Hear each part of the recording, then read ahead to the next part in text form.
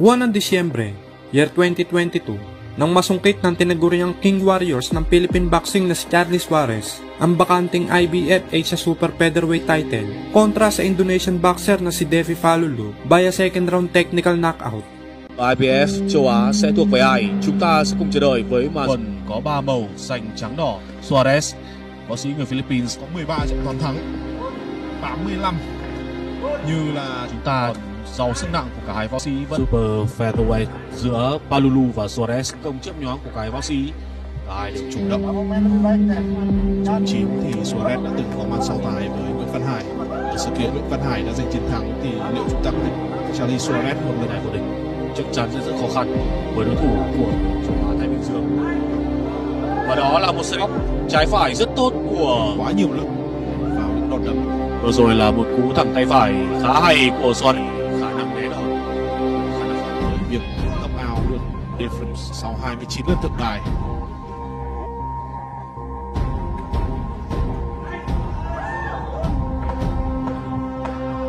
Giây cuối cùng và thế trận đang nghiêng về Charlie Suarez. Điểm số trong hai hiệp đấu đầu tiên. 3 buwan na lumipas ay muling isinagupa ang ating bida sa nooy kapwa niya undefeated ang pambato ng Australia na si Paul Fleming. At bukod nga po sa kanyang pagiging undefeated ay may malawak na karanasan din ito pagdating sa amateur boxing, kung saan ay nakapagtala nga po ito ng 83 wins at 17 losses. Taong 2006 nang manalo ng bronze sa World Junior Championship. At si Fleming, ang unang Australian na nanalo ng gintong medalya sa Pre-Olympic Chemistry Cup sa Germany noong taong 2008. Kaya naman masasabi natin na hindi talaga basta-basta ang makakatapat ng ating bida. At alam nyo po ba na 7 Pinoy na ang nabiktima nitong si Fleming at ang 4 sa kanyang 7 tinalo ay tinapos niya via brutal knockout. Best prospect coming out of Australia. Stars, you know, he's a future star. You got guys like. Kaya naman napakataas ng kumpiyansa ng Australiano na madali niya lang malulupig ang Pinoy. Subalit siyempre, hindi rin naman basta-basta magpapadaig ang ating Pinoy na bida. Bago ang laban, si Fleming ay may record noon na 28 wins, 18 knockouts at 1 tabla. Habang si Charlie Suarez ay may 14 wins, 8 knockouts at wala nga rin pong talo. Paglalabanan nila ang mga titulong IBO, Intercontinental Super Featherweight title, WBC, Asian Super Featherweight title, at ang bakanting IBF, Intercontinental Super Featherweight title, at ang IBO Intercontinental para sa World Title Eliminator na ginanap sa Kevin Belch Stadium, Sydney, Australia. Sama-sama po nating panoorin ang umaatikabong bakbakan ng dalawang undefeated.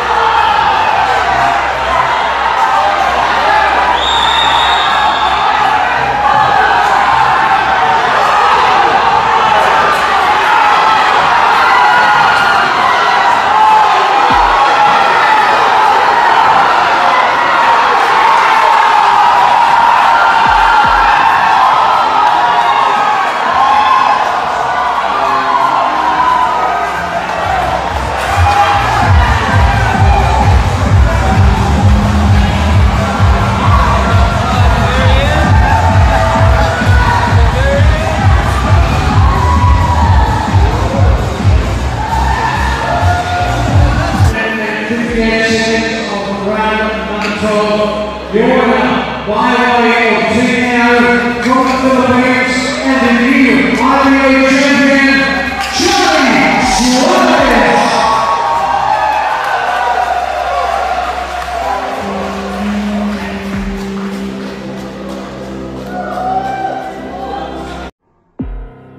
Kilala nga po ang Pilipinas sa pagkakaroon ng mga magigiting na mandirigma, especially lalo na pagdating sa boxing.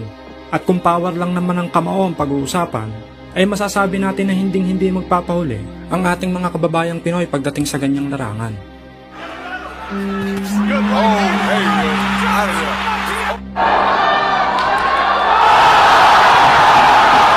Alam natin na hindi lang power ang basihan ng pagtingin ng isang perpektong boksingero. Kailangan din dyan ng bilis,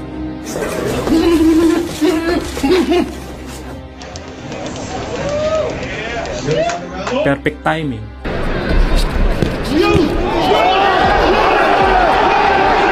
consistent training,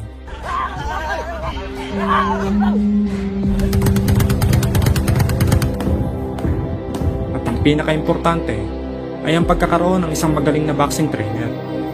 Dahil alam niyo po ba na may isang Pinoy boxer noon na talaga namang nakakapanghinayang dahil isa nga po ito sa nabiyayaan ng malakas na kamao.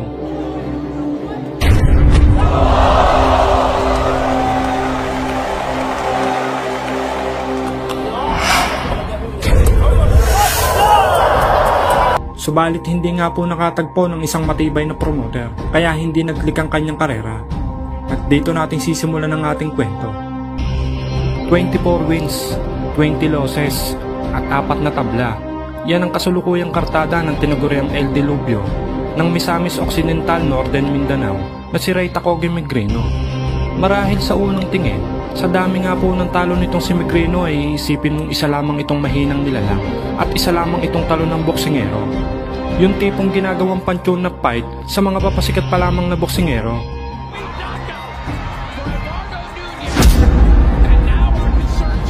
Pero sang kayo? Wag na wag kayong magpapalinlang sa record ng Pinoy na to. Sabihin na nating hindi kagandahan ang kanyang record.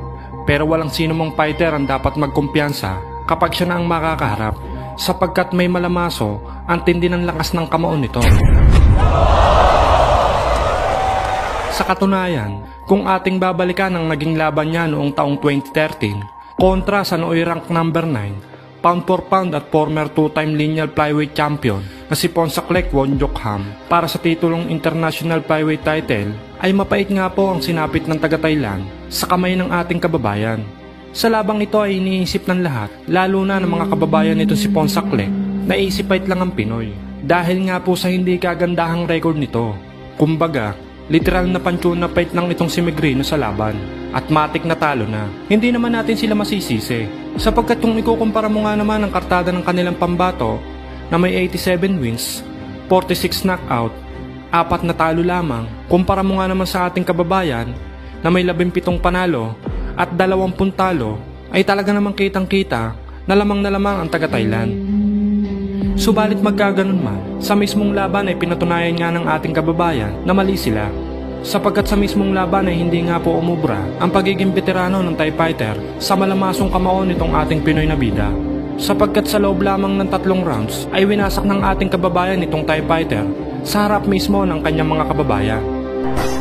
ดีครับโดนขวาเลยครับขวาตรงเจ้าของครับโดนจนได้ครับถูกนับแล้วนะครับเจ็บแล้วครับครับไปถึงเจ็บกันโอ้โหอันตรายครับอยู่พ้นหนักนะครับโอ้โหอันตรายครับ Finish him อยู่พ้นหนักนะครับ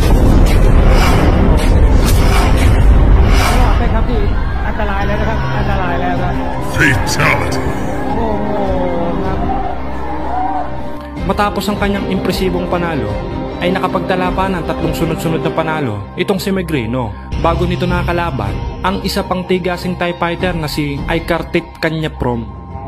Ang kanilang laban ay ginanap sa Hong Kong Convention and Exhibition Center sa China.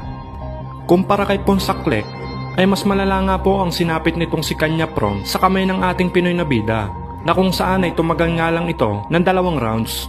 Sa unang round ay puro solid punches agad ang pinakakawalan ng ating kababayan sa mukha at katawan ng kalaban.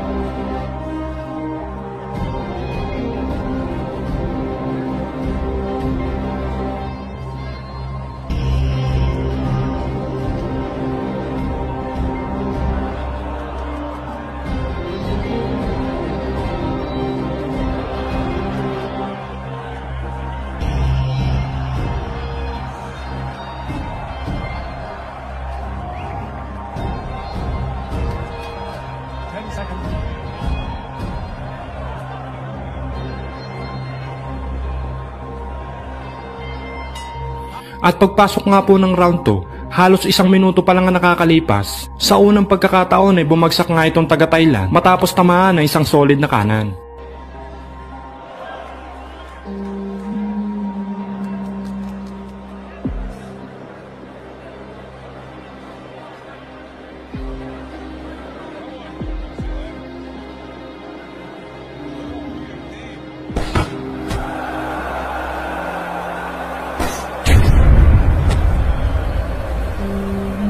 Nakatayo pa naman ito at sinubukang magpatuloy sa laban. Subalit kitang hilo pa ito dahil sa lakas ng suntok na tinamo. Kaya naman ang dahil dito ay wala nang inaksaya pang sandali ang tinaguri ang dilubyo ng Mindanao.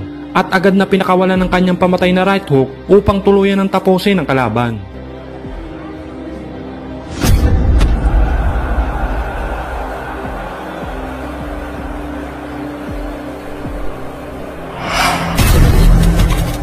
At dahil nga po sa tindi na suntok na tumama sa mukha nitong taga-Thailand, ay literal nga po na nawalan nito ng malay. Kaya naman agad na itinigil ng referee ang kanilang naging laban. 5 buwan ang lumipas, taong 2017, ay kinuha muli ng top rank itong si Ray Megrino para lumaban ulit sa Hong Kong. At dito ay sunod naman siyang itinapat sa kababayan ni The Monster na Oya Inoue na si Yuki Kobayashi para sa isang 8-round schedule super featherweight bout. Kung si Ponsa Clec ay umabot ng hanggang 3rd round at si Kanya Prom ay hanggang 2 rounds, mas grabe ang inabot nitong hapon sa kamay ng ating kababayan. Sapagkat 23 second lang sa first round ang kinailangan ni Megrino upang patulugin ang matapang na Japanese fighter.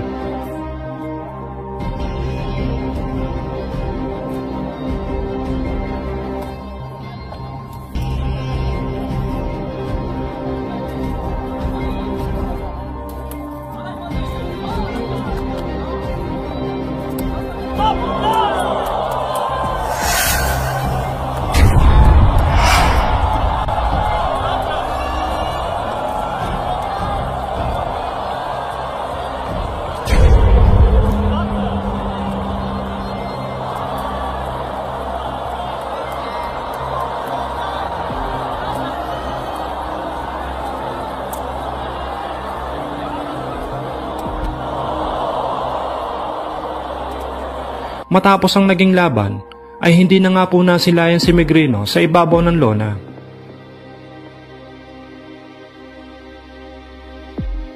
At para naman po sa mga nagtatanong kung asa na ngayon itong si Ray Megrino, ay isa na nga po siyang boxing coach ngayon sa Shanghai, China.